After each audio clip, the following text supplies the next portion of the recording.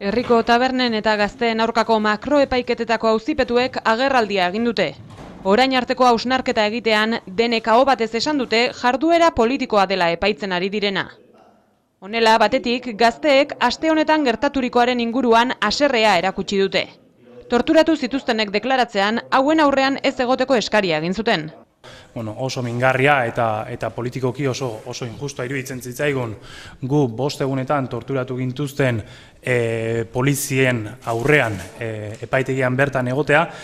Eskaera hau auzitegiak onartu egin zuen, eta beraz horrek torturak egon zirela badakiela erakusten duela azaldu dute.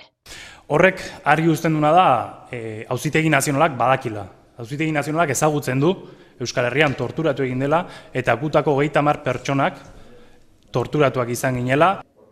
Hau honela, gazteen esanetan ez da bidezkoa poliziek euren postuetan lanean jarraitzea. Zigortu egin beharko lituzketela diote.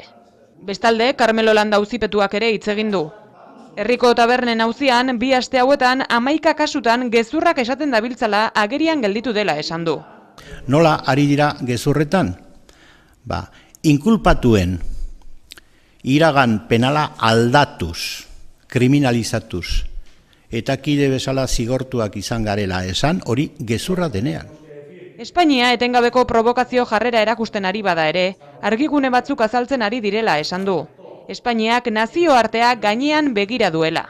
Egoera honela beraz, Madrilgo blokeoari aurregin eta herri mugimenduaren bidez, Euskal Herriak arrazoi juridikoa lortu behar duela esan du. Horretarako, bihar, arratsaldeko 5etan, Bilboko Jesusen bihotzetik abiatuko den manifestazioan parte hartzeko deia luzatu du. Amaitzeko ordea, asteburu honetan ere Madrilen egingo den manifestazioari egin dio erreferentzia.